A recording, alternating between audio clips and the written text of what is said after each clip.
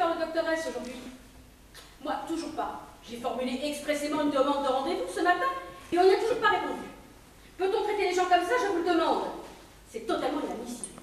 Des dossiers précis et exhaustifs ont pourtant été constitués sur chacun d'entre nous. Le docteur S devrait savoir à qui il a affaire. Pensez-vous que ce médecin soit seulement compétent? Je constate qu'aujourd'hui, on forme les médecins en dépit du bon sens. On les garde de connaissances comme on truffe une dame de Noël, mais on n'en apprend pas l'essentiel, les usages. Avec cette médecine moderne, nous n'avons plus affaire à des gens cultivés, mais à des barbares qui détiennent des informations. N'êtes-vous pas mon avis? Bien sûr. C'est la pourriture de cette génération. Ils n'ont jamais eu froid, ils n'ont jamais eu faim, ils n'ont jamais eu la guerre. Ils ont le cul dans le beurre depuis la naissance, alors, n'est-ce pas?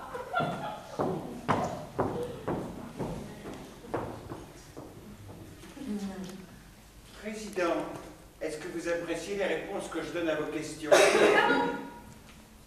Est-ce que vous aimez mes réponses? Qu'est-ce que vous chantez là? J'apprécie votre conversation, mais taisez-vous lorsque je vous parle. Et le bruit que je fais en lisant mon journal ne vous dérange pas? Pardon? J'ai bordé 4 fois mon lit, astiqué 5 fois le lavabo, défroissé mes rideaux. J'ai vraiment plus quoi faire de moi. Vous n'auriez pas des petits travaux, je sais pas, des boutons à coudre? L'ourlet de votre pantalon n'est-il pas défait? Madame, avez-vous été reçue par le docteur S? Non, j'avais demandé pourtant. C'est inadmissible. On nous traite comme des femmes de ménage. Non. Elle ne s'est pas trompée, la dame, je suis bien femme de ménage. Ah, Présidente, personne n'a de recommandation ici. l'égalitarisme, je suppose. La lèvre républicaine s'est infiltrée partout. On ne considère plus qui est qui. La valeur d'un homme n'a plus d'importance. Pour moi, ce qui fait la valeur d'un homme, c'est qu'il est un homme, rien d'autre. Sottise. Dangereuse sottise. Madame a raison. On ne peut tout de même pas comparer une présidente et une femme de ménage. Ah, voyez. Même elle vous reconnaître. Et selon vous, madame, quelle est la différence? Ben, Si, j'insiste. Pour instruire notre ami et le docteur S nous entend. Quelle est de votre point de vue la différence entre une présidente et une femme de ménage? de mon point de vue, c'est une histoire de bureau. Oui, Ensuite, une présidente, celle du bureau, la femme de ménage, le nettoie. continuez. Et puis, une présidente, elle cause à tous les gens comme si c'était de la merde, alors qu'une femme de ménage, comme si c'était elle la rien. Effectivement, il est étonnant que malgré ces essentielles différences, le docteur S ne vous ait pas encore reçu. Bonjour. Bonjour. Laissez-moi vous présenter la présidente d'Elbet, Madame Martin. Marie-Martin, comme a fait exprès Marie. Et moi-même, Maj Rajapour. Excusez-moi de vous paraître stupide, mais je ne sais pas très bien ce que je fais ici. Je ne me souviens pas avoir réservé de chambre dans cet hôtel, et pourtant mon nom était bien inscrit sur le registre lorsque je suis arrivé. Où est le responsable? Où sommes-nous exactement? Qu'entendez-vous par exactement? Quelle ville? Quelle route? Mais je me sérieux. Comment vous venez d'arriver? Oh non, je suis le plus vieux pensionnaire de cet hôtel. Moi, il y a 6 mois que je me suis installé ici. S'il vous plaît, je me sens un esprit confus et j'ai du mal à me faire comprendre. Comment s'appelle l'hôtel? Vous avez eu un accident de voiture? Non. Je ne sais pas. J'étais sur l'autoroute, oui. Il faisait nuit.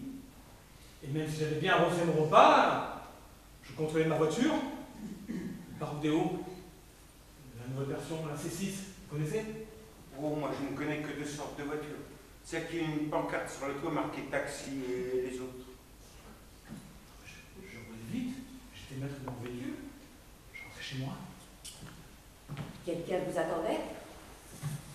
Non. Il faut toujours avoir quelqu'un qui vous attend. Seul moyen d'éviter les accidents. Accident? Accident, j'ai dû me rendre compte que je somnolais lorsque je suis rentré me reposer dans ce motel. Et pouvez-vous m'aider? Où sommes-nous vraiment ici? En vérité, vous n'avez qu'un seul moyen de comprendre où vous êtes. C'est de demander à chacun de nous ce qu'il faisait juste avant d'arriver ici. Si, ça peut vous aider. C'est absurde. Il n'y a pas d'autre moyen. Mais il a raison.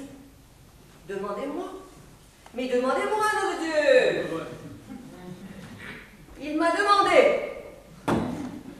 Marie. Mes parents, ils m'ont appelée Marie.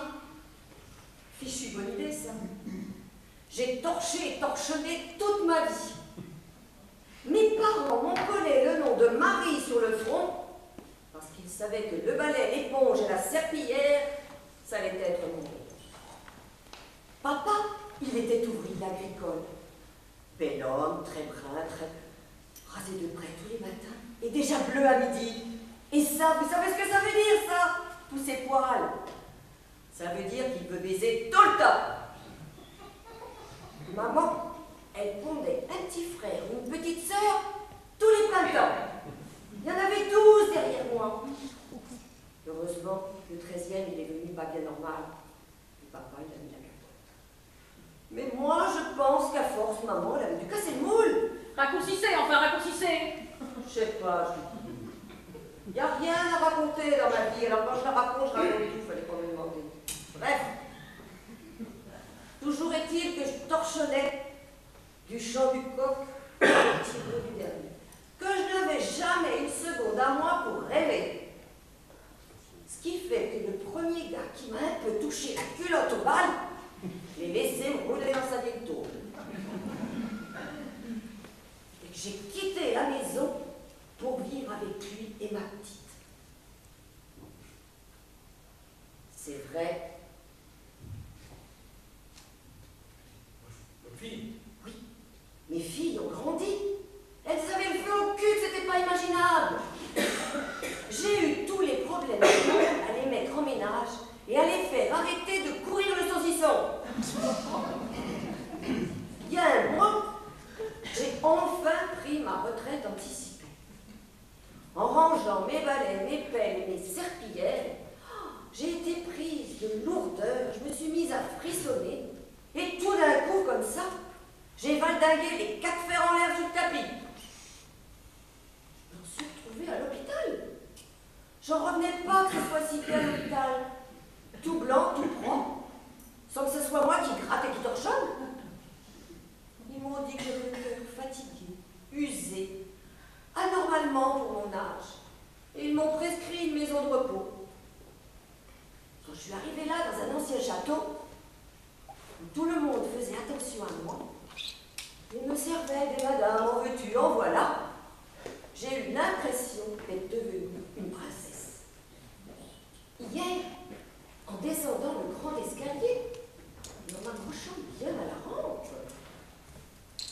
je me suis dit qu'ici, enfin, j'étais bien, que j'allais pouvoir réfléchir à tout ce que je n'avais pas eu le temps de penser. La vie, la mort, Dieu, tout ça. Et d'un seul coup, vlan! Blanc. J'ai fait une attaque. Et depuis? Mais je suis là.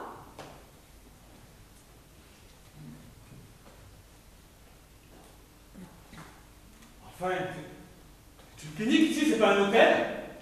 Attendez, attendez. À vous, cher président. Je serai brève. Mon dernier souvenir avant d'arriver ici remonte à avant-hier. Je sortais de chez moi à 8h pétant, comme mon habitude. J'ai poussé la grille lorsque j'ai aperçu un cycliste qui roulait sur le trottoir. C'était un jeune, naturellement. Il a agité le grelot ridicule de son vélo. J'ai pensé, ce petit crétin va s'arrêter. Il n'a pas le droit de rouler sur le trottoir. J'ai fait 2 pas. Puis j'étais subitement soulevée, projetée contre un pan. J'ai senti que mon crâne heurtait l'angle de pierre. Voilà. Il venait de la gauche. Naturellement. Oh, mais vous êtes une victime du règlement, cher président. J'ai toujours respecté toutes les lois. C'est ce petit décérébré sur pédale qui ne les a pas suivis. Comme un politique. Enfin, où sont les médecins, les infirmiers? Pourquoi nos chambres ne sont-elles pas équipées d'appareils médicaux pour les soins?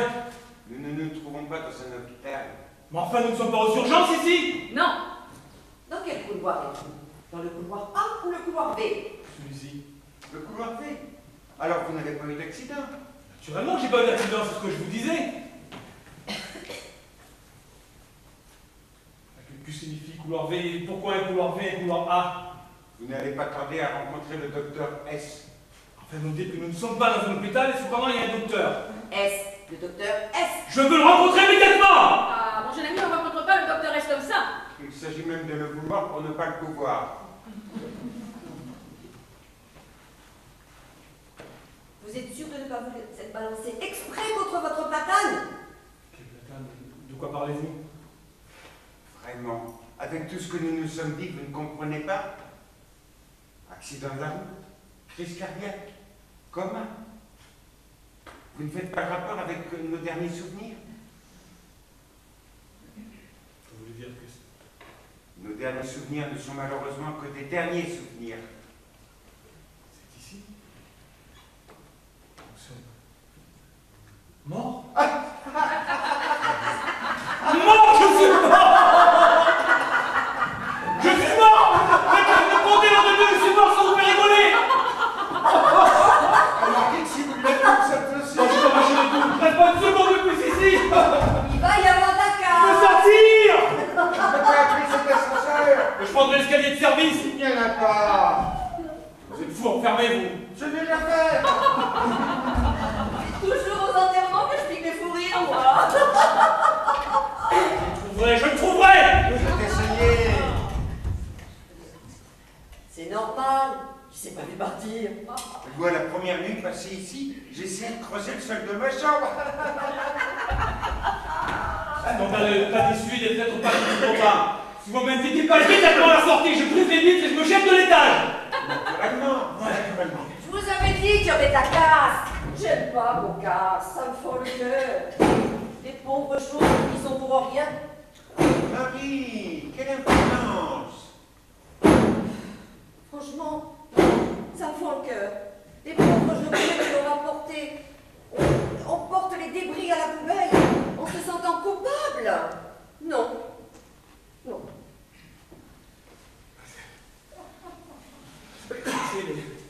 Les vitres ont résisté. Je suis en prison, quoi. Ce monde n'est pas réel. Vous n'y êtes pas entré de votre plein gré, vous n'en sortirez pas de votre plein gré. C'est pas vrai, mais je suis pas mort. Je suis pas mort. Dans vos Mais rêves, je suis vivant, je suis bien vivant. dans vos rêves, vous avez connu des situations plus étranges. Dans vos rêves, vous êtes vivant, vous avez un corps, vous vous baignez dans une eau bleue, cependant vous vous réveillez nu dans votre lit. Mais je vis. Or, vous prouvez que vous vivez, il faudrait vous tuer. Oui. Si vous réussissez, cela pourrait signifier que vous étiez bien vivant avant. Par contre, si vous échouez, cela pourrait signifier deux choses encore. Soit que vous étiez déjà mort, soit que vous êtes immortel. Je deviens fou. C'est une solution. C'est aussi une solution. C'est une solution.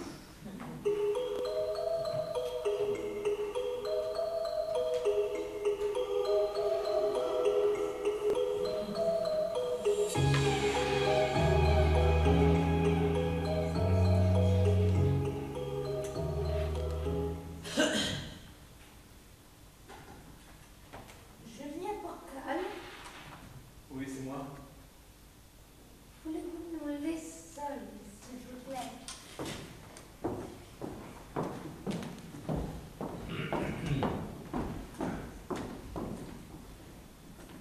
Bonjour, je suis le docteur S. Avez-vous peur? Un peu. Avez-vous compris où vous trouvez? Dites-moi que c'est pas vrai. À 200 à l'heure, vous êtes sorti de la route pour entrer dans un ordre. Je n'en ai aucun souvenir. Naturellement, vous dormiez. Laissez-moi consulter votre dossier. J'ai fini écrasé contre un arbre. Heureusement que j'étais seul. Un bon point pour vous.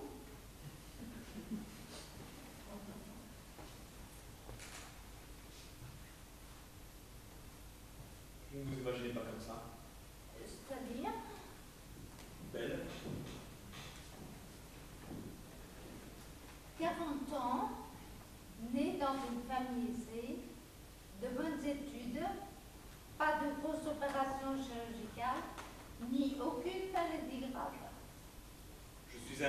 santé. Des basses tentatives professionnelles, une certaine instabilité vous fait vos place au bout de 2 ans, pas marié, Vous m'acceptez quand même? mais je ne vous juge pas. Je fais votre bilan. Si j'avais pu imaginer qu'un mort avec un sourire aussi gracieux. Vous essayez de me séduire. Qu'est-ce qu'on gagne? Qu'est-ce qu'on perd? Ne prenez pas ces manières avec moi. Votre dossier mentionne que vous avez couru freiner devant les femmes. Et elle court vite. Et vous, encore plus. Vous couriez derrière et puis devant lorsque vous les aviez eus. Vous avez tout abandonné. Est-on coupable de prendre très vite conscience qu'un couple n'a pas d'avenir? Rapide en tout, rapide en tout. Je n'ai jamais rencontré la femme qui m'aurait rendu fidèle. Comme si cela dépendait d'elle. J'ai beaucoup fait jouir, j'ai beaucoup fait pleurer. C'est le même lot. La plupart des femmes que j'ai rencontrées ne cherchaient pas l'amour, mais des histoires d'amour. Alors je refuse que vous me condamniez, que vous me jugiez. Je suis déjà mort. N'est-ce pas déjà suffisant? Vous vous trompez complètement. D'abord, je suis le doctoresse. Ensuite, vous n'êtes pas mort. Quoi? Naturellement. Je le savais, mon monsieur, je le savais, je suis vivant, bien vivant. Mais je n'ai pas dit ça non plus. Quoi? Que vous êtes vivant. Écoutez, je ne veux plus essayer de comprendre ce qu'on raconte ici. Puisque je tiens debout, je peux partir. Ça ne dépend pas de vous, Vous comptez m'en empêcher? ni de moi. Vous comptez m'en empêcher? Écoutez, docteur, moi je sais une chose. Je ne sais pas très bien quand je suis arrivé dans votre clinique. À présent, ils sont tout à fait bien. Je n'ai nullement besoin de vos services, alors je vous tire ma révérence. Salut! Et dites à cet ascenseur de venir. Dites à cet ascenseur de venir! Tenez-vous à recommencer votre circuit. L'ascenseur, les escaliers introuvables, les vitres qui ne se brisent pas. Je me trouve en prison, quoi. Vous êtes en danger, Julien. En grave danger. Venez vous asseoir. Nous devons parler. Vous allez comprendre. Il y a moins d'1 heure, votre voiture, lancée à plus de 200 à l'heure, est entrée dans un arbre. Je préfère ne pas vous décrire l'état de la carrosserie dont vous étiez si fier. Je préfère ne pas non plus vous décrire votre état.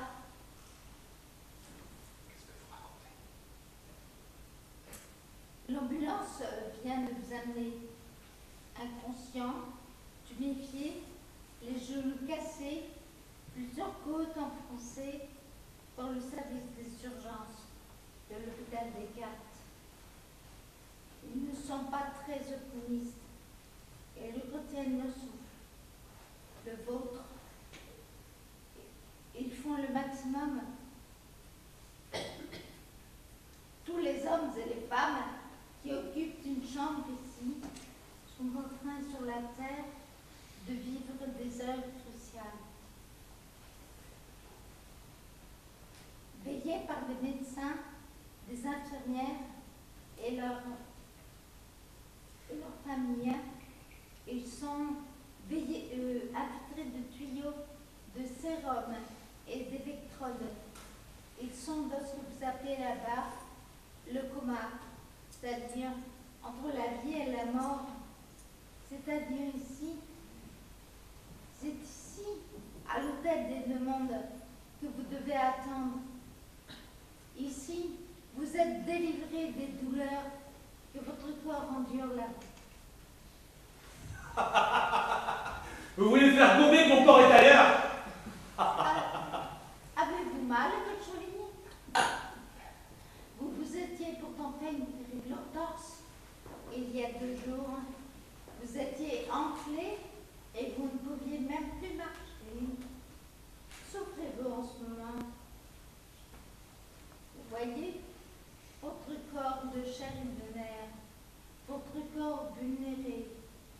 en salle de réanimation. Vous êtes ici pour attendre. Attends. Attendre quoi? Attendre que votre sort se règle. Soit on vous sauve et l'ascenseur vous descendra sur la terre, soit on échoue à vous réanimer et l'ascenseur vous mènera vers le haut. Là-haut? C'est assez pour le moment. La mort? Ce que vous appelez la mort. Plus rien. La suppression de celle-ci. Mon travail consiste à vous donner l'information nécessaire pour organiser votre passage. Qui vous emploie? Que signifie couloir B, couloir A? Comment? Vous n'avez pas compris? Couloir A pour accidenté, couloir B pour volontaire, autrement dit les suicidés. Vous vous êtes trompé. Vous m'avez dit couloir B. J'ai pas eu d'accident, je ne me suis pas suicidé. J'ai eu un accident. Ah oui. Je ne me suis pas jeté volontairement contre cet arbre. Ah oui. Monsieur Portal, non seulement tout à l'heure, vous aviez de l'alcool dans votre sang, mais cela fait des années que vous vivez. Vous avez essayé d'autres drogues, plus douces, plus rares, plus violentes. L'alcool a toujours été ce qui vous a le mieux permis de fuir.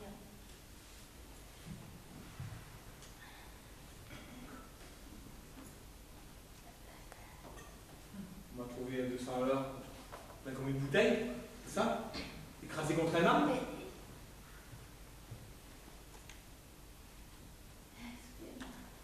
Vous voulez me faire croire que c'était un long suicide? Un long suicide? Moi?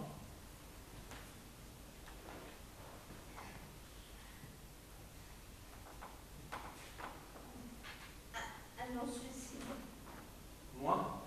Et vous, l'alcool, le suicide de lâche. Bon, je n'ai pas comme vous compassion.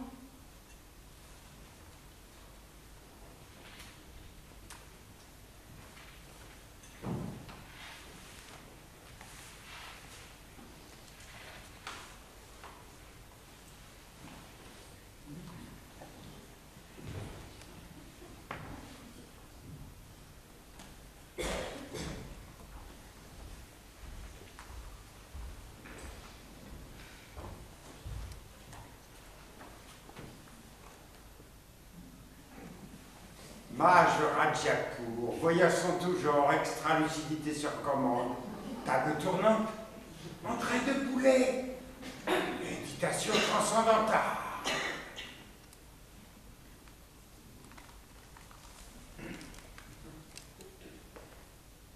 Évidemment, mon premier nom était Marcel. Marcel Poluchat, né rue des Filles du Calvaire, à la République, à Paris. Voulez-vous que je vous lise l'avenir? Vous foutez de moi? Un peu. Il y a des gens qui me demandent que ça. Ils me peinent. Sûrement pas ici. Même ici. Vous ne pouvez pas imaginer la cagnotte que je me suis faite depuis 6 mois. Le seul inconvénient, c'est que cet argent ne me sert présentement à rien et que l'avenir est incertain. C'est révoltant! Oh, 6 mois de coma, ça me laisse des excuses tout de même. Non, je parlais de cette attente, de cet amour. Bah, cachot pour cachot, d'ici ou d'ailleurs, on ne s'évade que par la fenêtre de la mort. Et on ne sait jamais sur quoi elle donne.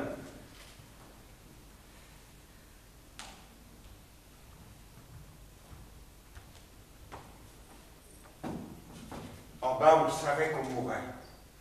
Mais on tournait le dos à la voie ferrée. On refusait de voir le train. On se disait, le prochain ne sera pas pour nous. Ici, l'horaire se précise. Eh bien, figurez-vous que c'est beaucoup plus agréable. Si on profite, on devient gourmand. Maintenant, je profite de chaque moment comme d'un bonbon. Je le déplie, je le savoure. Comment peut-on se distraire ici? Justement, oui. Et voilà ce qui change tout. Ici, on ne se distrait pas. On s'occupe. D'abord, si vous avez la chance de rester longtemps en réanimation, vous constaterez que ça défile beaucoup. Ça rentre, ça sort, ça rentre. Nous rencontrons des tas de gens. Et puis, nous papotons, là comme nous le faisons. Je ne dis rien d'intelligent, ni même d'important. Mais nous discutons. Ça veut dire que vous existez, que j'existe aussi, et qu'entre nous se tissent des rapports humains. C'est charmant, non? À quoi bon? Tout cela vous mènera-t-il d'avoir des rapports humains avec des personnes que vous ne reverrez sans doute jamais? Oh, maintenant, si vous préférez parler qu'aux choses immuables, allez parler aux roches, aux pierres, aux montagnes. Mais je doute si elles sont aussi intransigeantes que vous, qu'elles vous adressent seulement la parole. Ouais, touché. Vous voyez comme la vie peut être belle. Oh, pardon, comme le coma peut être gai. Je suis déprimé, j'ai toujours été déprimé. Un enfant gâté, peut-être? Pourquoi me dites-vous cela? Parce que vous n'êtes pas vraiment laid, vous n'avez pas l'air tout à fait pauvre. J'y suis. Vous êtes un enfant qui s'en est au milieu des jouets qu'on lui a offerts. Vous me méprisez? Mais pas du tout. Je suis un ami qui a riche aussi des problèmes. Vous ne comptez pas vous faire pitié? Le manque d'appétit, c'est peut-être le pire des maux. N'être repu. Avoir la bouche pleine avant d'avoir crié. Recevoir des baisers avant de les avoir demandés, tout ça ne rend pas très combatif. Nous, les mal partis, ce qui nous rend la vie appétissante, c'est qu'elle est pleine de choses que nous n'avons pas. La vie n'est belle que parce qu'elle est un peu au-dessus de nos moyens. Vous m'avez compris. Parce que la vie ne nous appartient pas. Moi, la vie... Au paradis, ça n'est marqué qu'après la pancarte sortie.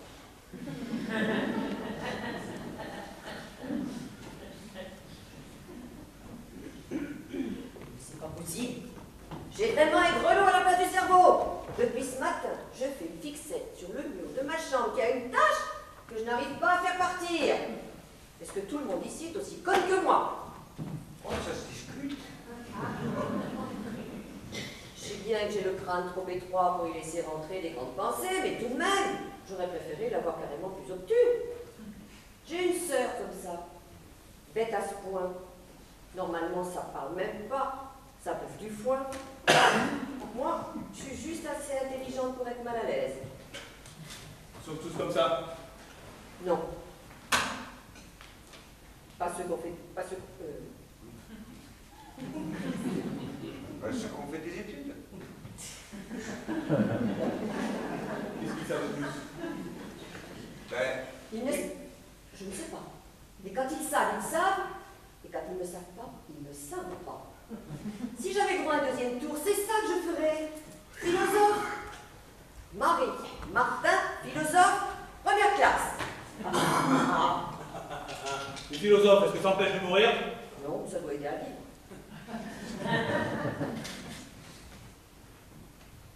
Vous qui faisiez des tables tournantes, vous disiez bien des choses, non? oh, bien sûr, oui. Quoi, par exemple?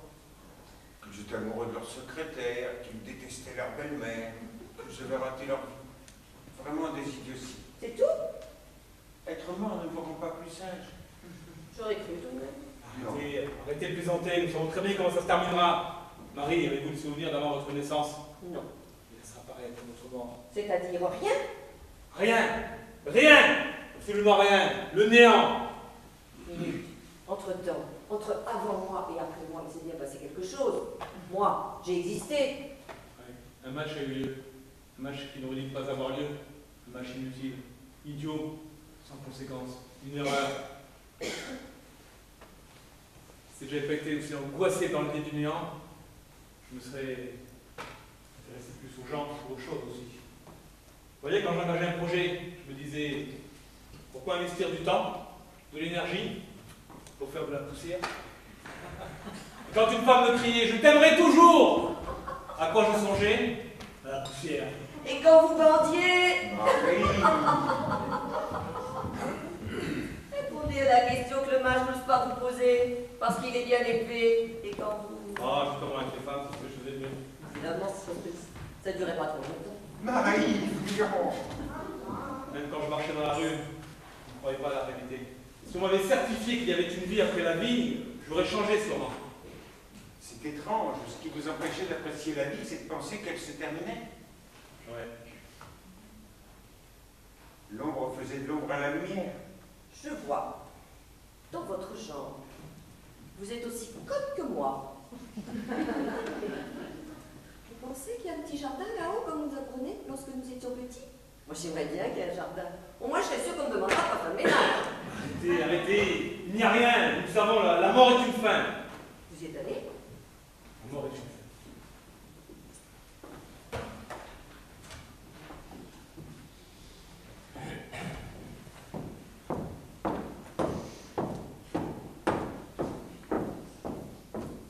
J'imagine que tout le monde a été reçu par le docteur S, à part moi. Personne n'a vu le docteur S, si ce n'est le nouveau venu, ce qui fut notre cas à tous. Égalité, chère présidente, égalité. Ce qui signifie que tout le monde est traité de la même manière et non pas qu'il y ait un complot tramé contre vous.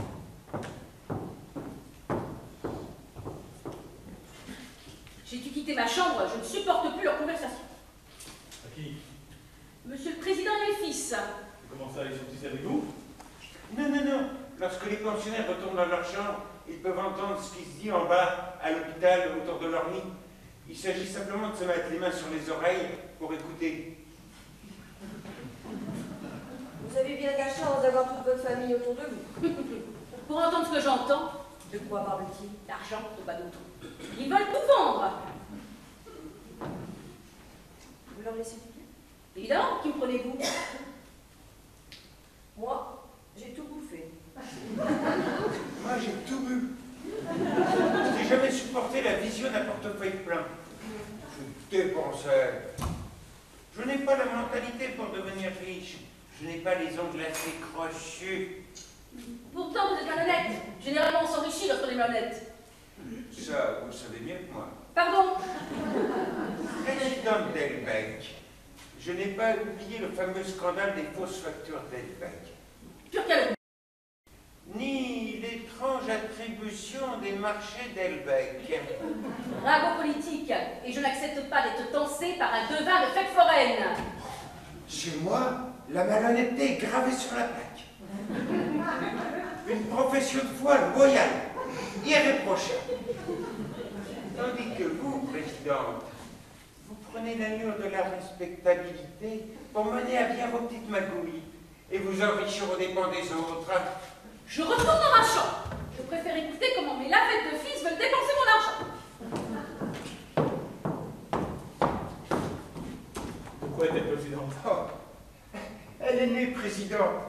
À la crèche, elle avait déjà un tailleur et un chemisier sombre, des lunettes sur le bout du nez, une rabiannette dans ses cheveux de nourrisson, et entre deux biberons, elle clamait « Je suis présidente, je suis présidente, je suis présidente ». Et ça a marché.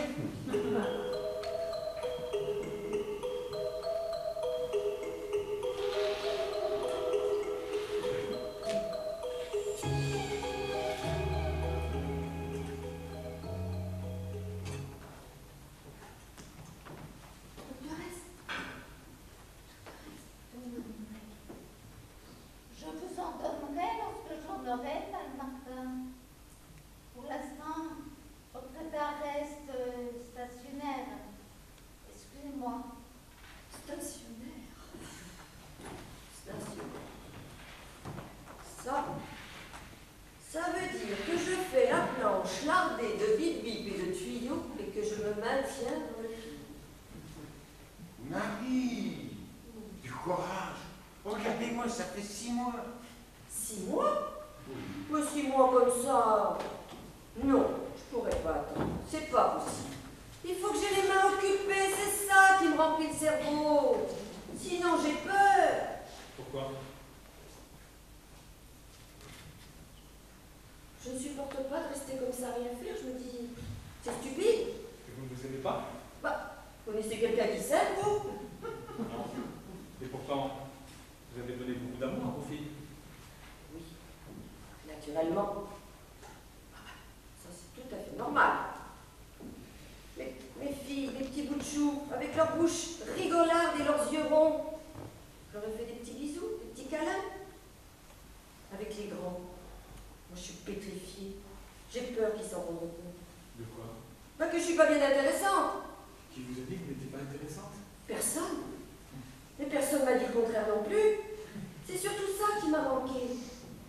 Un petit compliment par-ci par-là.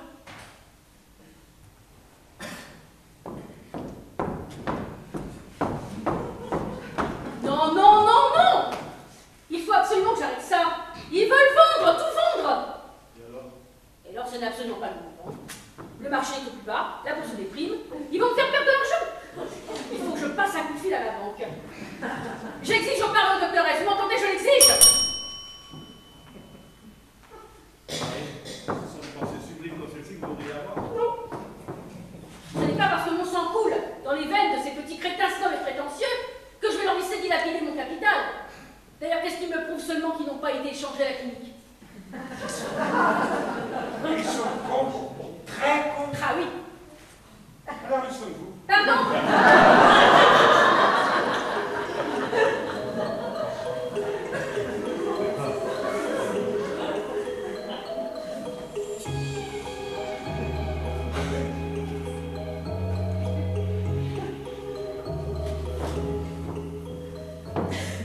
Doctoresse? Doctoresse? Doctoresse, je vous ai sonné. On ne me sonne pas, madame. Mais j'exige. Vous n'avez rien à exiger. Je vous parlerai lorsque votre jour sera venu. Vous devriez interroger la présidente. La présidente est une personne qui peut répondre à chaque question de manière indubitable. Autrement dit, une crétine exhaustive. Chère présidente, veuillez bien vous joindre à nous. Peut-être allez-vous pouvoir nous aider. Nous nous demandions justement ce qu'il se passait après la mort. D'accord. Pouvez-vous nous renseigner? Vous n'avez pas reçu d'éducation religieuse, vous n'avez donc rien appris. Rien. Nous montons au ciel. Et là, nous sommes jugés en fonction de nos mérites respectifs. Un enfant vous dirait cela, un petit-fils en tout cas. Et vous ne connaissez pas ce moment-là? Je me suis préparée. Vous avez la conscience sans tâche? Évidemment. Mais voyons, présidente, 40 ans de magouille, de fausses factures. Vous ne craignez pas qu'au moment du jugement... Il faudra le prouver, monsieur. Oh, vous savez, présidente, je crains que le secret bancaire suisse ou luxembourgeois, ça ne soit pas très respecté là-haut. Peccati. Vous vous pardonnez? Elle se pardonne. Il me pardonnera. C'est extraordinaire. J'ai toujours cru que les gens qui se confessaient développaient ensuite une grande conscience morale. Au lieu de ça, je me perçois que certains vont se confesser comme on vomit, pour mieux se décharger et recommencer ensuite. Que se passe-t-il? L'un d'entre nous va partir. Dans quel sens? En haut ou en bas? On ne sait qu'au dernier moment dans l'ascenseur.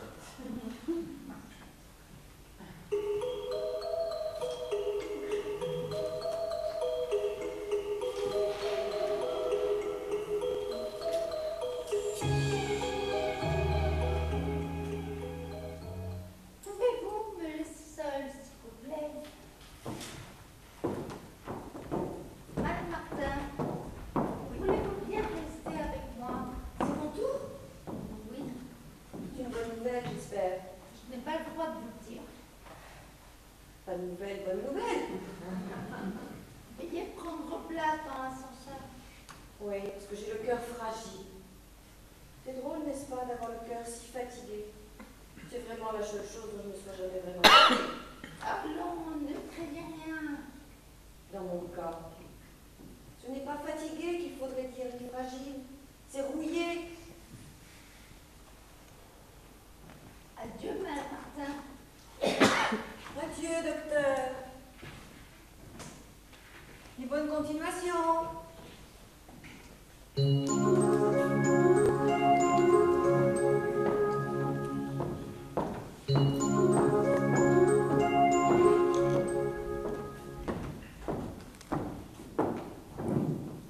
Pauvre femme.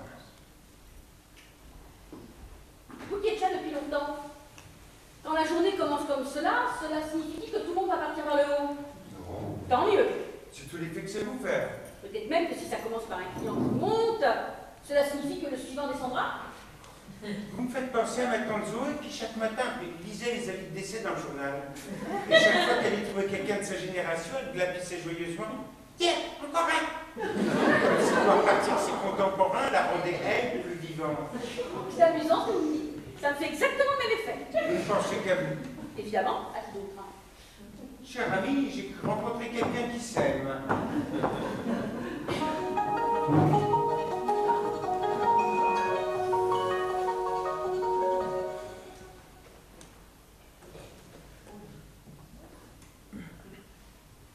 Bonjour.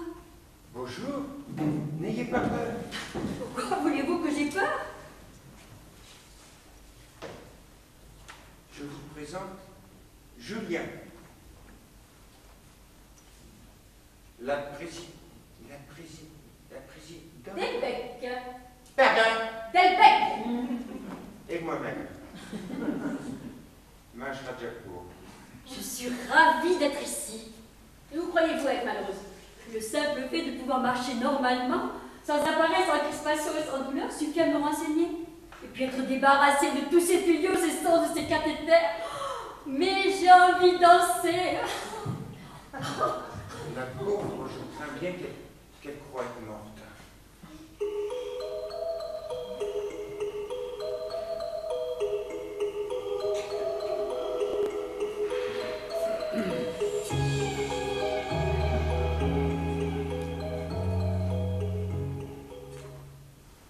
Bonjour, Clara. Bonjour, doctoresse. Comment ça, vous me connaissez? Laura a déjà fait un séjour ici. J'ai même failli en faire deux. La première fois, au moment où j'ai perdu connaissance, j'ai quitté mon port et emprunté le couloir en spirale. J'étais légère, et je montais en rotation, comme aspirée vers une lumière que je distinguais mal. Seulement, je suis redescendue avant d'arriver au palier éblouissant. Oui, ça devait être quel profond épanouissement. La seconde fois, j'ai passé que 3 jours ici. Cette fois-ci, Nous verrons. Et vous, l'enfant malade? la santé n'est pas mon fort. Laura, pouvons-nous aller dans votre chambre? Ah non, Je dois vous dire des choses très confidentielles. la santé n'a rien de confidentiel. Depuis l'enfance, je suis habituée à ce qu'on en parle, à ce qu'on tienne des conférences autour de mon lit ou de mon fauteuil, qu'on publie des bulletins et que tout le monde s'en occupe. C'est peut-être pour ça que ça m'intéresse si peu et que je n'en parle jamais. Vous n'avez pas changé. Qu'avez-vous à m'apprendre de plus? Que mon cœur ne peut pas presque plus? Qu'il menace maintenant de s'arrêter si on ne me greffe pas immédiatement? Eh bien, je le sais déjà. Que je dépends aussi de la bonne volonté du hasard et qu'il faut que quelqu'un meure rapidement, brusquement et proprement pour que je lui vole son cœur, je le sais aussi. Allez, à tout à l'heure, ma chère Laura. Docteur, est-il possible que je... Ah non, Jamais rien connu ici. Égalité, chère présidente, égalité. Qu'est-ce que vous aimez faire dans la vie? Je ne sais pas. Et vous? C'est un peu décevant comme réponse. Je suis un homme qui se vend. Qu'est-ce que vous faisiez avant que j'arrive? Comme d'habitude, disait du mal les uns des autres, histoire de se faire un peu les dents. On continue?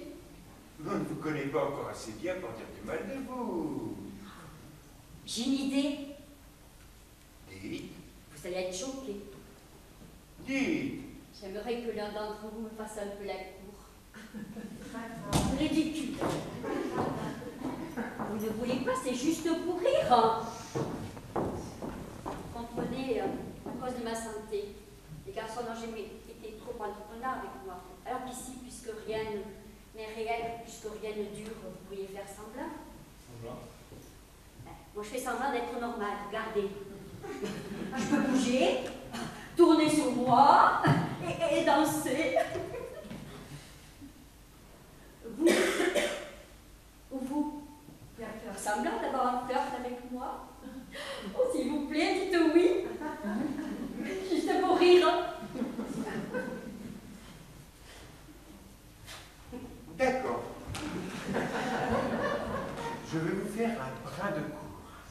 Un vrai? Un baobab. Faites-le. J'ai la nette impression qu'elle préférerait votre brin de cour à mon baobab.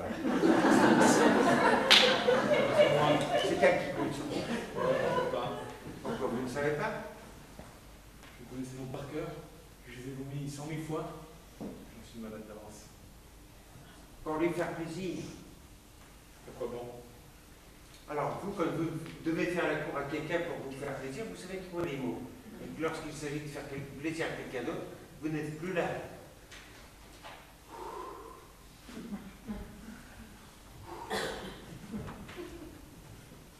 Dites-moi alors, je commence par la lune, les étoiles, les animaux, les fleurs, ou par vous? Moi directement. Chouette.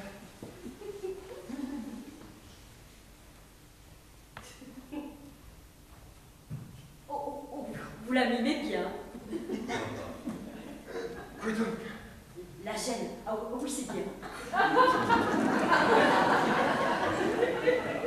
Je ne fais pas semblant, je ne fais pas semblant. Ah oui, c'est très bien. Oh, c'est totalement grisant, vous savez, pour moi, c'est la première fois. Encore.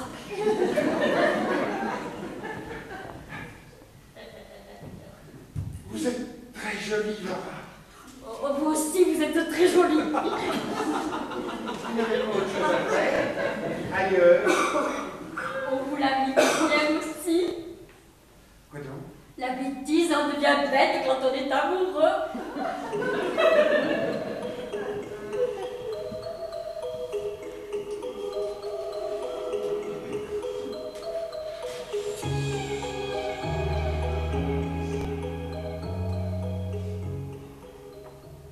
Laura, messieurs, je voudrais parler avec... C'est tout à fait hors de question. Le mage vient de me demander un mariage, n'est-ce pas? Mais je suis sérieuse, Oh, oui, Laura. mais moi aussi, hein. J'aimerais bien. Je dois parler à Julien. Oui, Laura.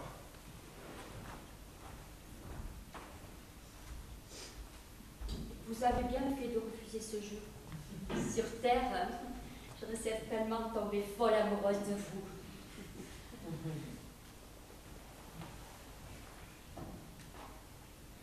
Julien, vous venez d'entrer en salle d'opération. L'équipe détecte plusieurs hémorragies internes. Je vais m'en remettre. Il faut tout pour vous passez un moment très difficile. Pourquoi dites-vous cela? Pour ne pas vous le cacher. Comment cela? C'est tout?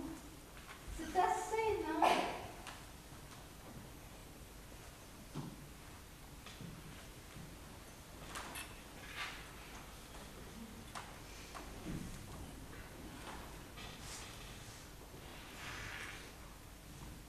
N'ayez pas peur.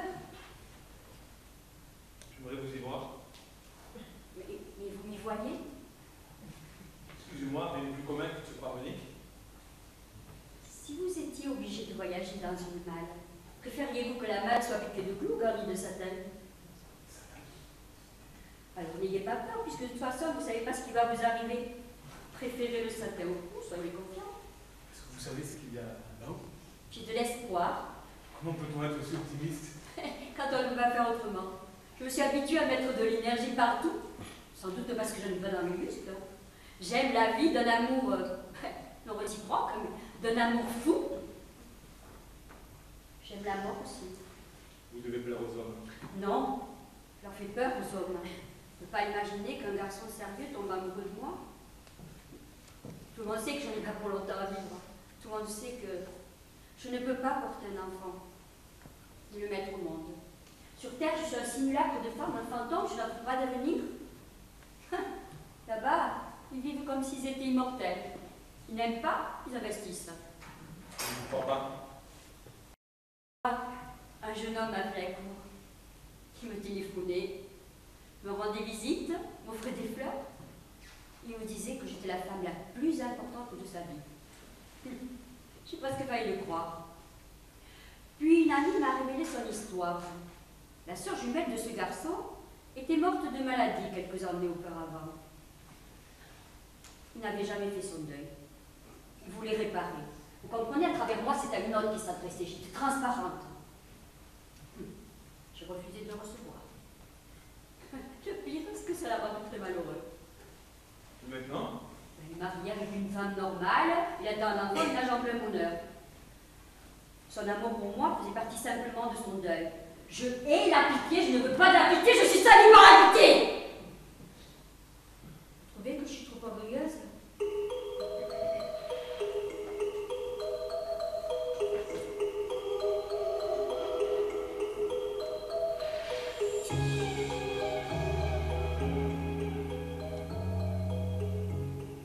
Julien, c'est votre tour. Moi? Oui. Préparez-vous à prendre l'ascenseur.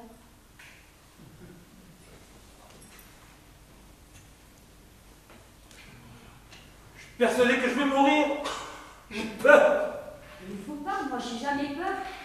J'ai peur, Laura. Parlez-moi. Qu'est-ce que vous voulez que je vous dise? Parlez-moi de vous. Vite de vous, je n'ai plus pour une minute. Où habitez-vous? Une grande maison, au bord de la mer, avec des fenêtres aussi larges que l'horizon. Il y a une plage? Oui, longue, blanche et bleue. J'adore qu'on me promène longuement sur la laine de la plage. Et puis qu'aimez-vous faire? Rêver. Écouter de la musique. Et en écoutant de la musique, écouter le silence autour. Et puis? Lire voracement pour vivre toutes les vies que je ne vivrai pas. Et puis? Il me semble que j'aimerais être amoureuse. Moi aussi.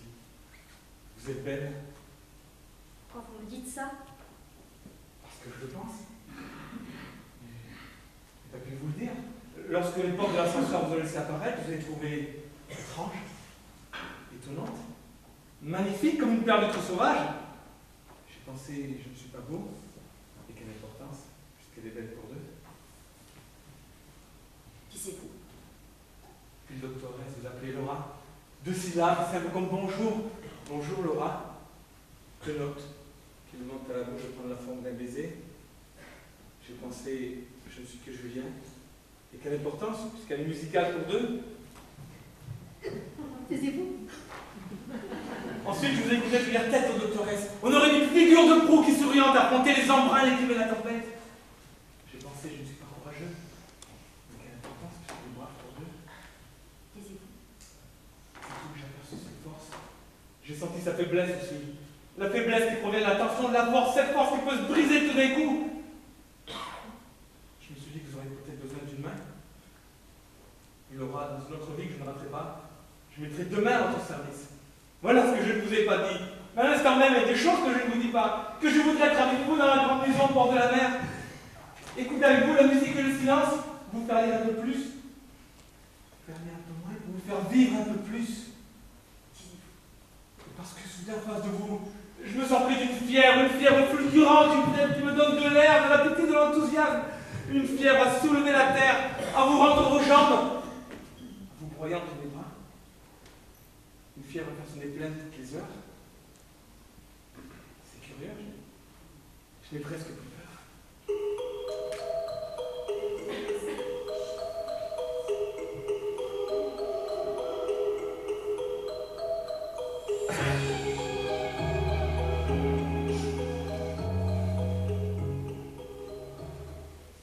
Ça date d'une fausse alerte.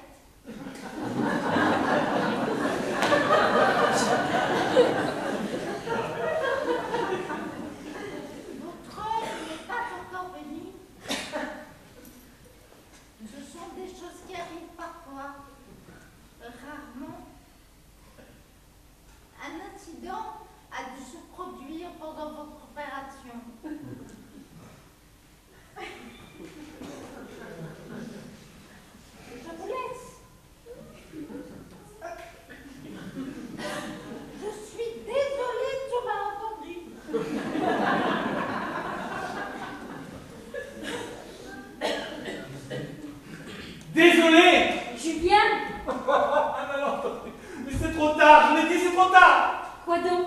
je t'aime. Non, tu l'as pas dit. Mais si, je l'ai dit. Tu n'as parlé que de choses concrètes, de détails, que tu voulais vivre dans une grande maison au bord de la mer, écouter de la musique, non? Si, je l'ai dit. Mes lèvres ont prononcé ces mots comme un exercice qui appartient à la gymnastique du sexe. Pour la première fois, je les ai sentis passer, ça brûle. Non, tu ne l'as rien dit. Je l'ai dit. Je te le dis.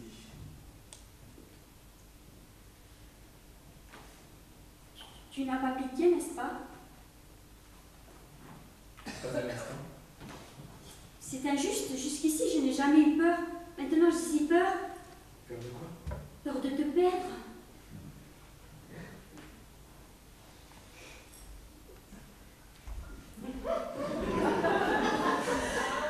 Oh! Désolé! Décidément, depuis que tout va bien, tout le monde est désolé. Quelle déception! Moi qui vous avez fait une cour si brillante!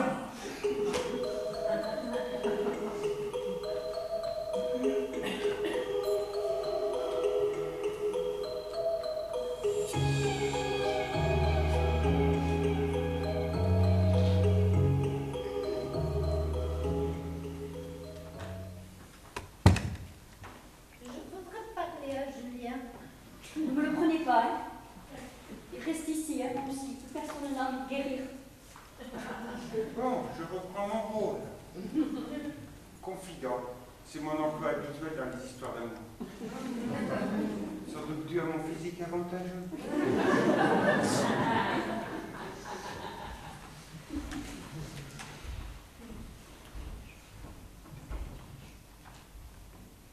Julien, je sais ce qui s'est passé. Pendant un instant, vous avez failli sortir du coma. C'est bien ce qui s'est passé. Le brouillard s'est dissipé. Et Laura? Je ne peux rien dire. Et qu'en pense-t-il là-bas? Il faut que l'on trouve un cœur à lui greffer. C'est la dernière solution. Y a-t-il une chance? Chance, c'est le mot. Il faut que quelqu'un meure pour qu'elle vive. Quelqu'un que l'on amène à l'hôpital Saint-Denis. Et cela dans les heures qui viennent. Vous ne savez pas? Je ne sais jamais qui va mourir, maintenant ou demain. On vous informe. On? Que sais-je? Le Dieu, le diable, le destin. Il y a bien un grand livre où tout est écrit. Qu'y a-t-il dans vos dossiers? Des éléments. Alors?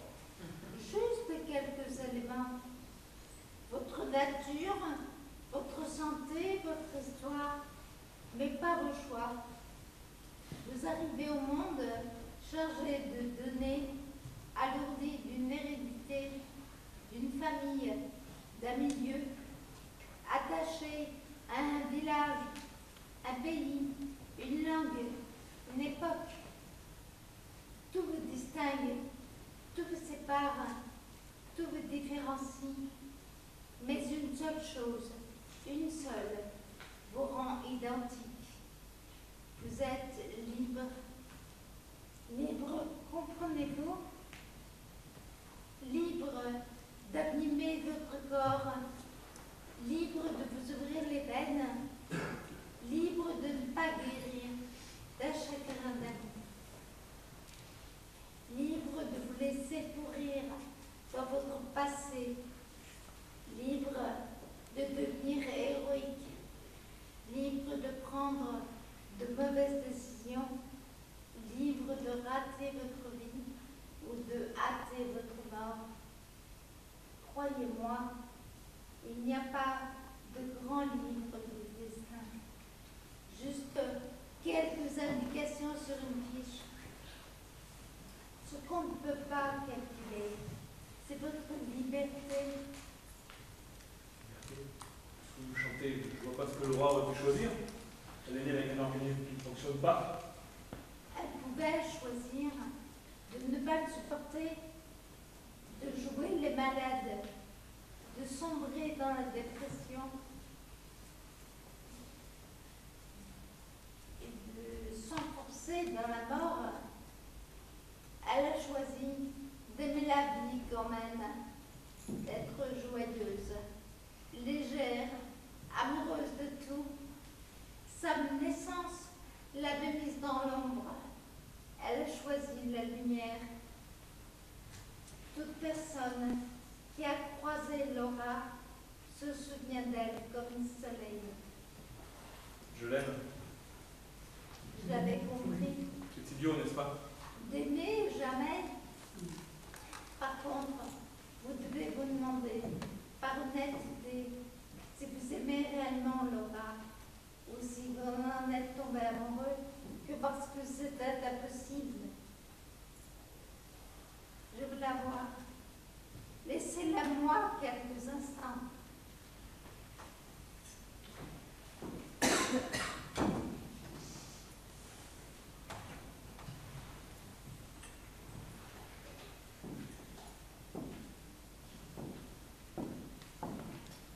Naturellement, le docteur S s'en va lorsque j'arrive.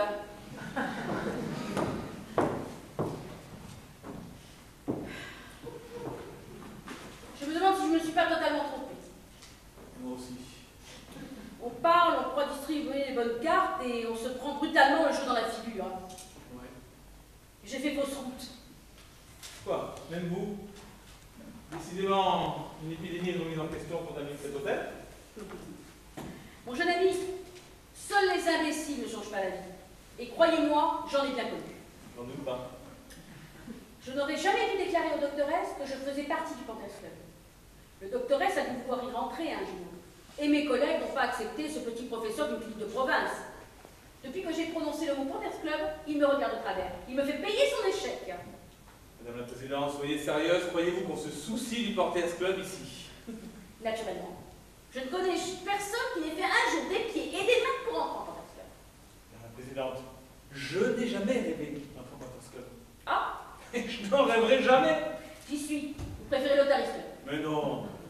Je vous dis que le docteur S est définitivement fermé lorsque je me suis réclamé du Panthers Club.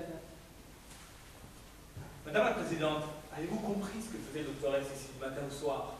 Accueillir les êtres humains, les guider vers la vie ou la mort, passer les destins. Vous avez cru la fable de ce mage Rajapour sur l'endroit où nous nous trouvions? Oui. À l'endroit entre le ciel et la terre, où nous attendrions que notre sort soit jugé, vivre ou mourir par l'ascenseur. Un hôtel au temps de monde. Oui. Quelle naïveté! Pourtant, lorsque je suis arrivé, j'ai bien cru que vous ajoutiez foi à cette théorie. Je fais semblant. L'enturbané le croit. Les pensionnaires le croient. Le docteur S les laisse croire pour pouvoir continuer son travail jusqu'au bout. Moi-même, je ferai semblant jusqu'au bout. Et selon vous? Il ne faut pas les contrarier, surtout pas les contrarier. Et selon vous, où sommes-nous ici? Dans un asile aliéné. C'est évident. Il y a des fous ici. Qu'est-ce que vous y faites? Erreur d'aiguillage. Au moment de mon accident, l'ambulance qui m'a conduit jusqu'ici a dû se tromper de service. C'est ce que je me tue à dire au docteur S depuis plus de 2 jours. Madame la Présidente, comment expliquez-vous que je ne souffre pas de mon entorse? Que Laura puisse tourner et virer, d'habitude, qui ne se déplace qu'en fauteuil? Les pouvoirs de l'autosuggestion. Et que depuis votre chambre, vous entendiez converser vos fils et votre époux. Ça, bien sûr, c'est bizarre, mais il doit y avoir une explication. Justement, l'explication, c'est ce que vous niez. Allons, mon jeune ami, soyons sérieux. Un tel endroit n'existe pas, il n'est mentionné nulle part dans les textes. Si vous aviez fait des études religieuses, tout comme moi, vous le sauriez. Nous montons directement devant Dieu. Peut-être que votre Dieu n'est qu'à l'étape suivante. Il existe, ce n'est pas dans les textes. Regardez cette réception, cet ascenseur. Tout cela n'existe pas. Je suis formelle, tout cela n'existe pas. Et moi non plus, il n'existe pas. Évidemment, je suis formelle. Madame la Présidente, je suis là, vous êtes là, nous sommes là. Comment pouvez-vous ignorer ce qui vous entoure? Comment faut-il-vous conjuguer la réalité? Comment pouvez-vous passer à côté des choses et des gens sans les voir? Mais tout simplement, mon ami, c'est une question d'éducation. Cela s'appelle avoir des convictions. Madame la Présidente, vous vous rendez tout de même compte que quelque chose vous échappe? Naturellement, mon jeune ami.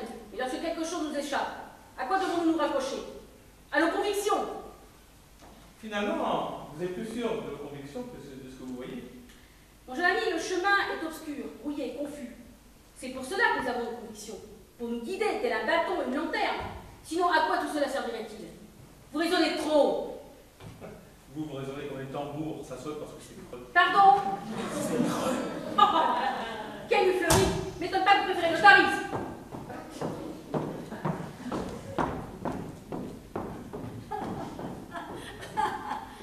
Dommage que vous n'ayez pas été là la dernière fois. J'espère que vous allez rester longtemps parmi nous. J'ai de l'espoir. Vous êtes forte. C'est difficile maintenant. Oui, Je ne sais plus trop quoi dire. oui. Nous ne vous dérangeons pas, moi. Pas une seconde. J'en profitais pour lire mon journal. Laisse-le, c'est un doux. C'est un amour qui va venir. L'avenir ne compte pas. Tu as raison. Voilà, on y arrive. On n'a plus besoin de parler maintenant.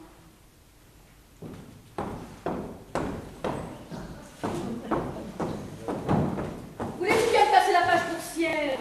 Et je vous en prie, faites. Les crétins fils prétendent que les actions Rominet ont baissé. Mais c'est le journal d'hier. Et qu'avant-hier, naturellement, je l'avais avec moi il y a 6 mois lorsque je suis arrivé ici. C'est idiot. Vous parlez sans savoir.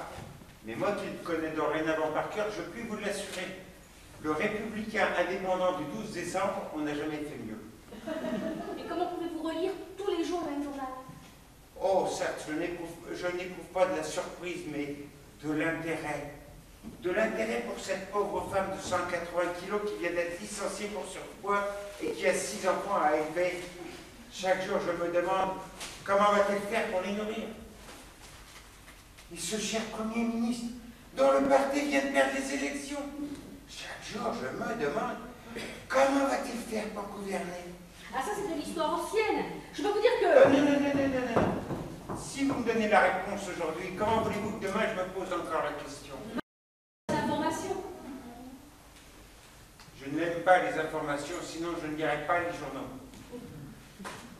J'aime le suspense, j'aime le feuilleton de la vie. J'aime à me demander ce qui se passera demain. J'aime à imaginer que quelque chose est en train de se produire. Si je voulais des informations, je lirais des livres d'histoire. Vous êtes fou. Si vous incarnez la raison, je veux bien prendre le rôle du fou. Pardon? C'est affligeant de constater à quel point vous manquez de répartie. Chaque fois que je trouve à vous piquer, tout ce que vous trouvez à me répondre, c'est...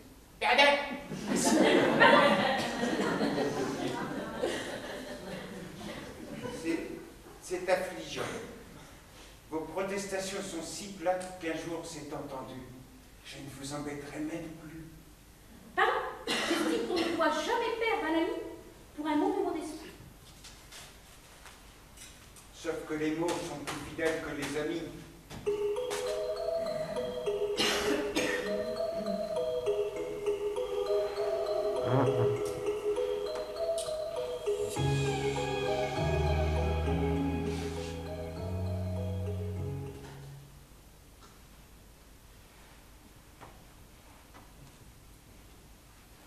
Madame la Présidente, c'est votre tour. Enfin!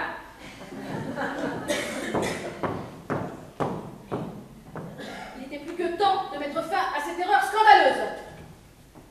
Madame la Présidente, pardonnez-moi, mais je n'ai ni le droit ni le pouvoir de vous traiter différemment des autres, non plus que je n'ai l'opportunité de hâter quoi que ce soit. Ça va. N'en parlons plus. J'étais pressée, voilà tout. Il faut que j'aille remettre les pendules à l'heure à la maison. J'espère que ce séjour de réflexion vous aura été profitable, chère Présidente. Oui, je crois que je vais refaire mon testament. Je laisserai le minimum au président, déshériterai mes fils et créerai une fondation. Très bien. Une fondation qui portera mon nom. La fondation Delbecq. Et qui aura pour vocation d'entretenir ma mémoire.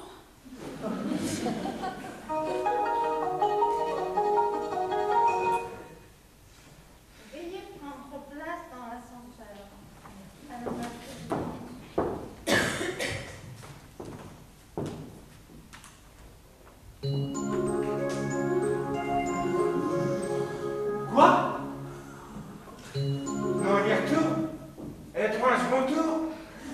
ce n'est pas vrai.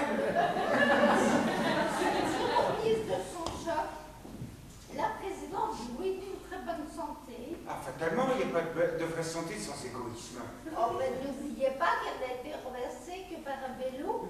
Donnez-moi l'adresse du service. Je cours lui acheter un tank immédiat. Oui, mon mari, il faut bien aimer la présidente. Ça n'a aucun rapport. La mort n'est ni un châtiment, ni une récompense. Chacun de vous voit de sa mort une affaire personnelle. Ce ridicule, nul n'y échappe. Pour parler votre langage, je dirais même que je n'ai jamais rencontré quelqu'un qui méritait de mourir. Ah oui? Vous ne recevez jamais d'assassin? Il meurt généralement de mort violente. Violente. Voilà. Pour ma fille à 20 ans, c'était le... Vous savez très bien ce que j'en pense. Nous en avons déjà parlé. À 10 ans, 20 ans, 80 ou 100 ans, c'est toujours la même vie que l'on perd. La vie est un cadeau qui est fait à tout le monde. Et la mort est également donnée à tout le monde. La présidente est une personne comme une autre. Excusez-moi.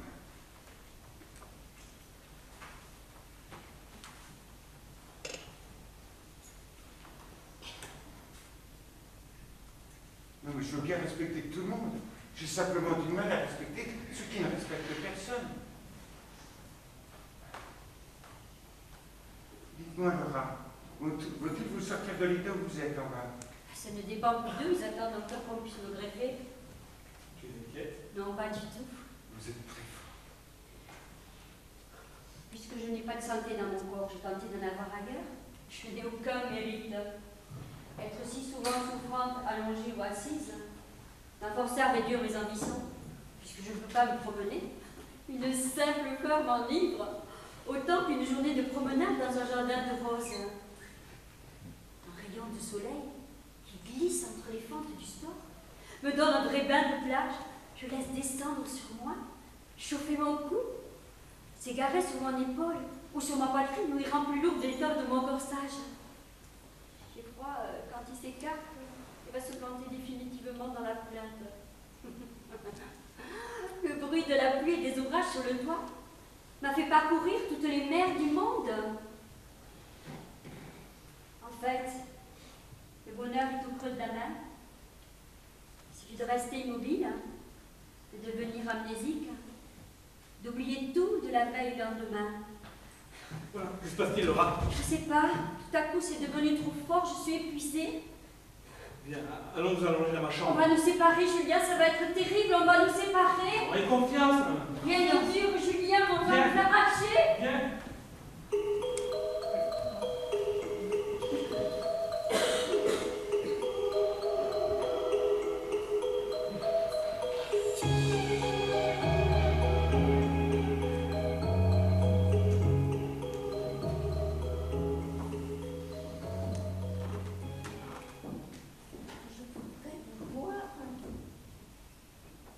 Vous avez des nouvelles de moi là-bas?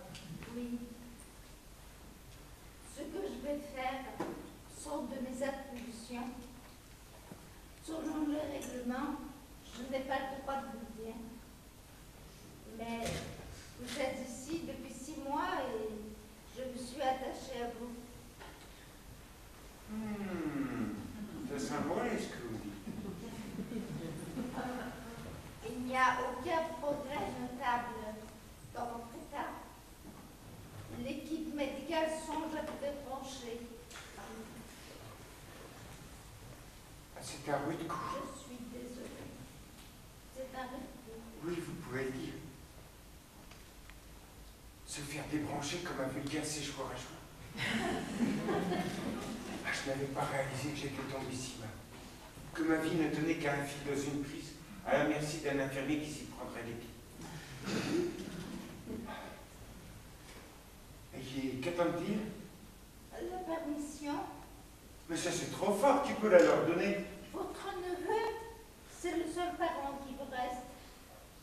Ce petit petit morveux qui avait toujours des collets jaunâtres sous le nez. J'espère qu'il se souviendra de tous les bonbons à la fraise que je lui ai offerts. Et tous ces Noëls que nous avons passés ensemble. J'espère qu'il ne s'est jamais rendu compte que j'ai toujours triché aux cartes avec lui.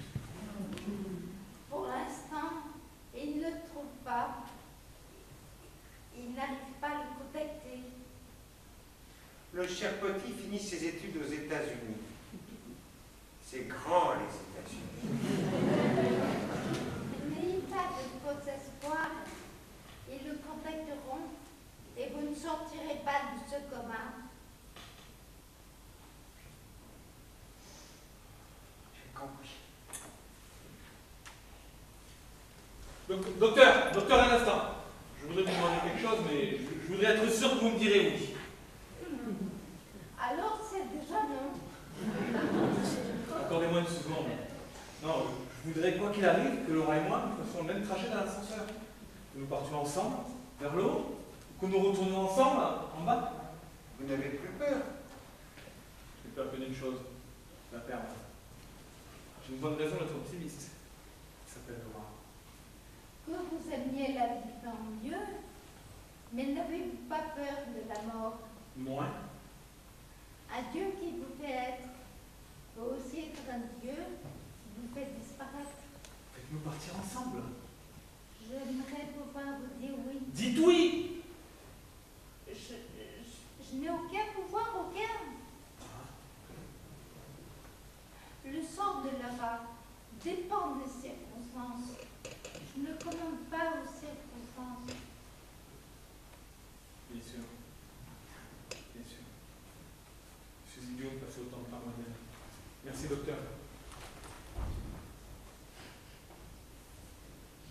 Rude métier. S'occuper des autres, gagner leur confiance et leur avouer qu'on n'a aucun pouvoir. Je vous aime bien, docteur. Autrefois, auparavant, je vous trouvais dur de ne même pas nous donner de réponse. Vous ne vouliez pas de réponse. Vous vouliez vous nourrir d'illusions. Et puis après, vous avez appris à vous contenter d'hypothèses. Les hypothèses. Comme c'est bon, les hypothèses. Jouer avec elles comme avec des boules de savon. Et quand on ne sait plus, imaginez encore.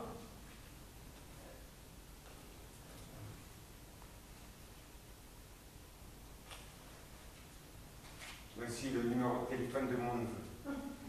Qu'on l'appelle pour me décrocher. C'est inutile. Ce qui arrivera, arrivera. Je n'ai pas le droit de communiquer cette information. Docteur, il faut faire vite. Laura se trouve comme moi, simple. La manœuvre est toute simple. Débrancher un fil d'une prise, prendre un petit morceau de chair dans la poitrine et le descendre à l'étage en dessous. Vous me demandez quelque chose d'interdit. Et la volonté, docteur, ma volonté, la vôtre. Vous séjournez dans l'endroit du monde où la volonté est la moins présente. Docteur, la liberté n'existe qu'à condition qu'on y croit et qu'on l'affirme. D'accord, l'ensemble de la matière suit ses propres lois de composition et de décomposition. Mais est-ce qu'une fois, une toute petite fois, vous ne voudriez pas mettre un petit grain de sable indifférent dans la machine, indifférente? Une seule fois, un petit grain de sable, tout simplement humain, pour en finir avec le hasard. Pourquoi ne pouvez-vous vous empêcher de mêler des sottises à des réflexions intelligentes? Maintenant, je voudrais qu'on se serve de moi pour faire vivre Laura. Mon cœur battra à la place du sien. J'aurais fait cadeau de ma mort, doctoresse. Et voici ma leçon ici. Aimez l'inéluctable.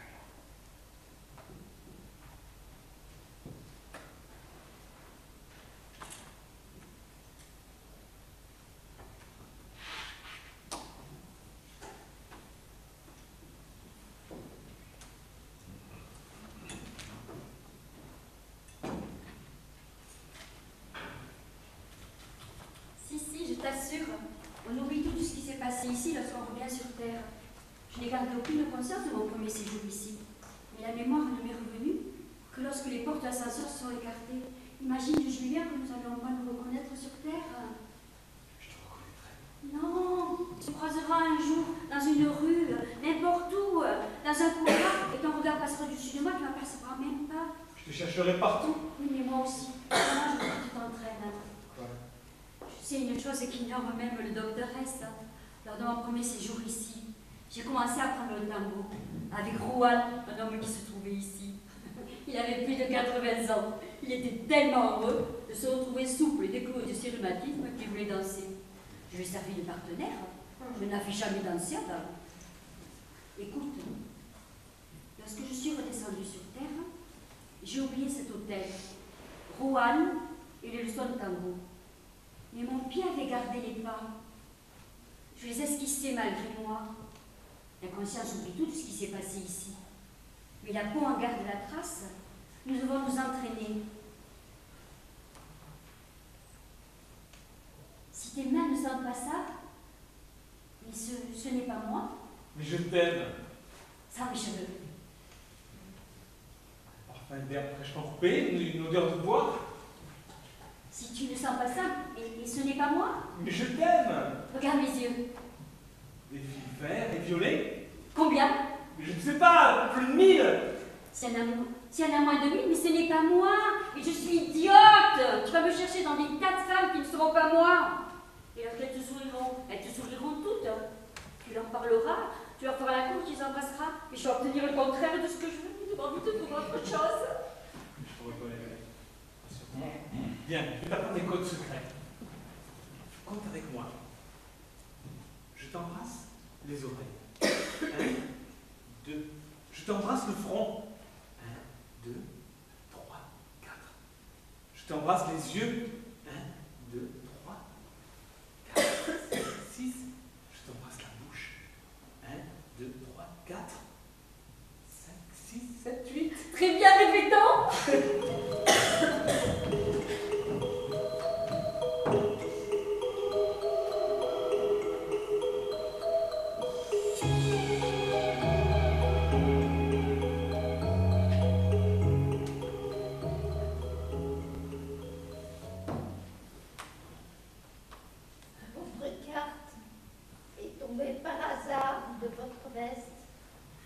Par hasard. Un infirmier l'a ramassé et apporté au médecin. Le hasard fait bien les choses. Parfois, il s'appelle votre neveu. Celui-ci découvre avec surprise votre état. Il est embarrassé. Il dit qu'il n'est pas pour l'acharnement thérapeutique. Il dit qu'il vous aimait beaucoup.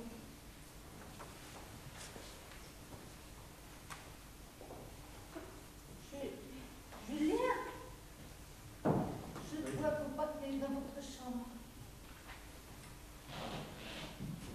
Mon neveu m'aimait beaucoup.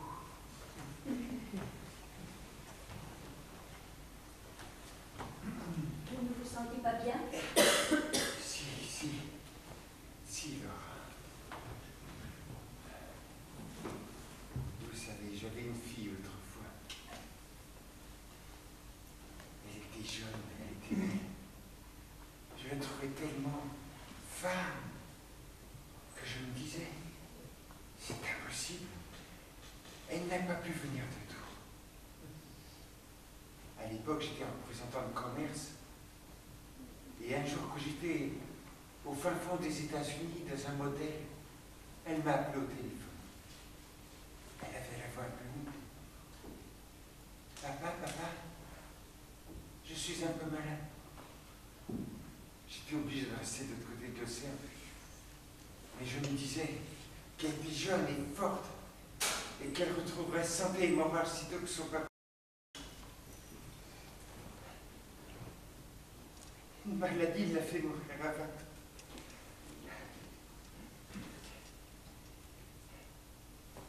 Je suis arrivé trop tard. Juste après.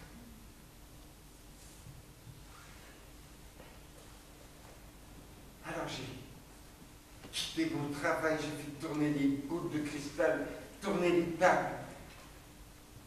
Je voulais qu'elle me réponde, qu'elle me parle. Je voulais qu'elle n'ait pas disparu. Je n'ai découvert que d'ici là.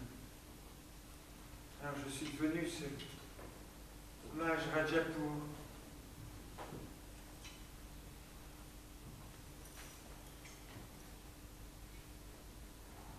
Je voulais réparer.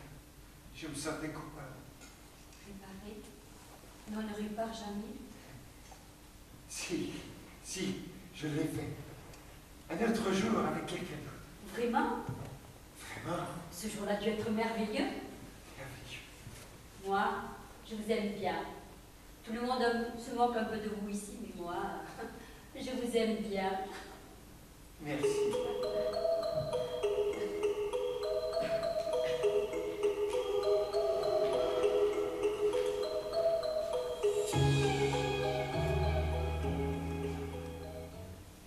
Laura, c'est votre tour. Voulez-vous bien me laisser seule avec le mage et aller vite chercher Julien? Bien, docteur. À tout à l'heure. À tout à l'heure.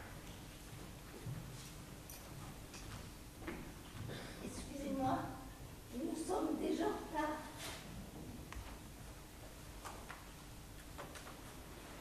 Docteur, croyez-vous que cela va marcher? Mettez-vous dans l'ascenseur.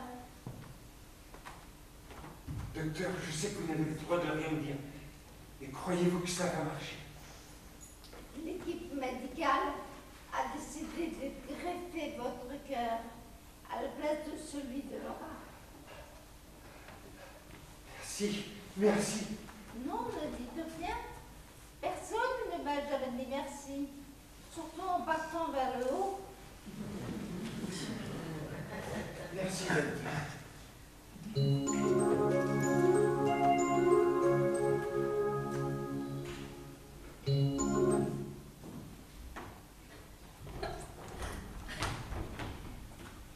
Laura, c'est votre tour. Ah non, non, pas déjà. Il n'y a pas une seconde à perdre. Pas encore, et le mage. J'aurais voulu embrasser le mage.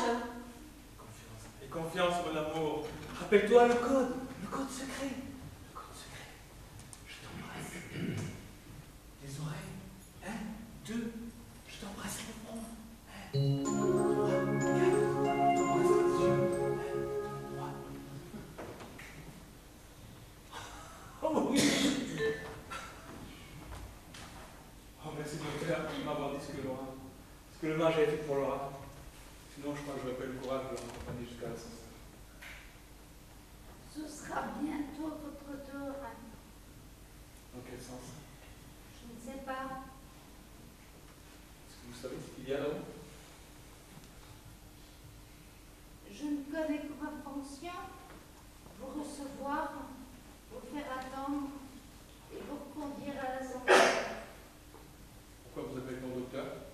C'est comme cela que vous m'avez perçu aujourd'hui. Cela peut changer, cela dépend des moments. Vous, par exemple, vous m'avez prise pour une femme. La présidente d'ADEC me voyait comme un homme. Tout cela me dépasse. Moi aussi. Pour vous comme pour moi, l'amour n'est pas un fait, mais un mystère. Vous en savez plus que vous n'en dites. Si la vie est un don, qui nous a fait ce don? À votre avis, Dieu? La vie elle-même? à cette question, même les réponses sont des points d'interrogation. Dieu, la vie elle-même, qu'est-ce que cela change?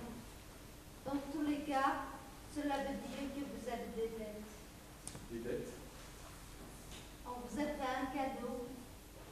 Il vous faut le recevoir, puis le soigner, et enfin le transmettre.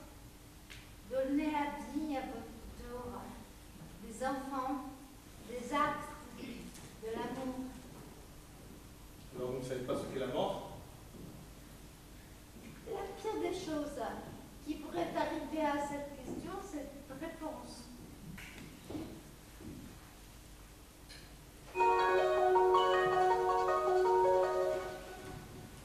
C'est votre tour.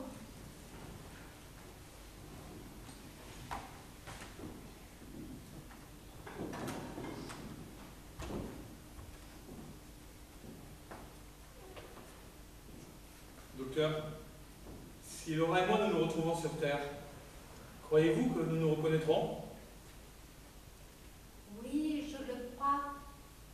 Sitôt sorti de l'ascenseur, vous oublierez tout. Mais il existe sur Terre une mémoire inconsciente de ce qui s'est passé en dehors de la Terre. Une mémoire profonde, tapie dans les replis de l'esprit et qui se réactive au premier regard que deux individus s'adressent et qui les fait se reconnaître. Cela s'appelle le coup de foudre.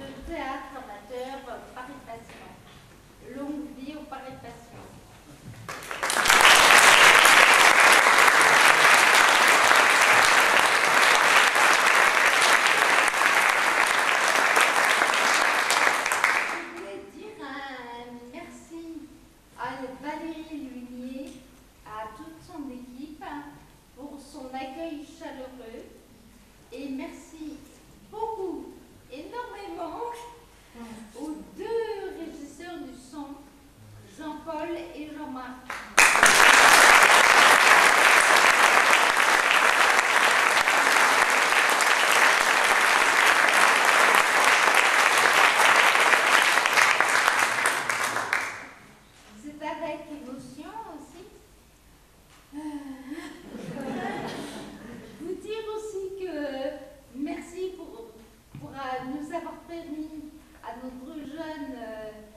compagnie qui est créée depuis 2015 l'a déjà joué 2 fois sur cette magnifique scène.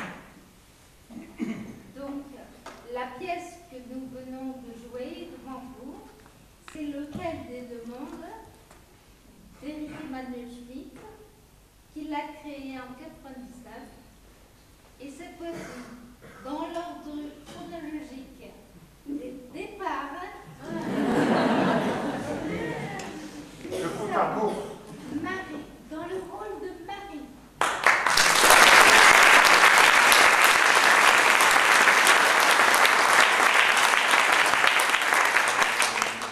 Dans le rôle de la précédente, Coralie.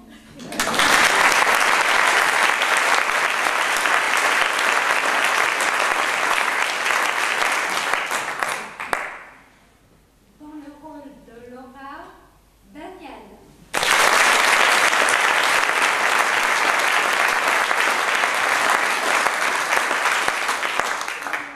Et dans le rôle du mage, Christian. Dans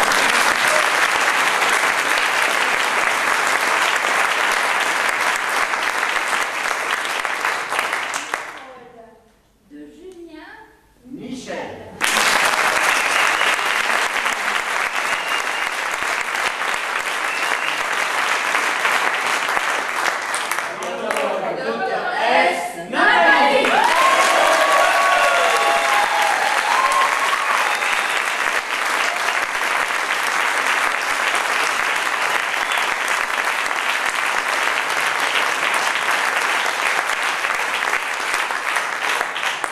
Je ne sais pas si ça s'est vu ce soir, mais regardez bien, nous sommes tous des amis avant tout dans cette troupe. Et,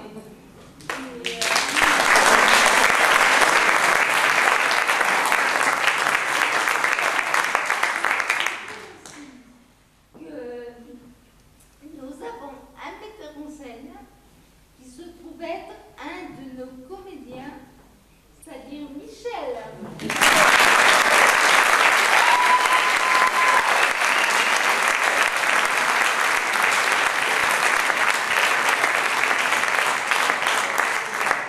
Donc vous avez passé une très bonne soirée. Et nous devons les décors à Claude.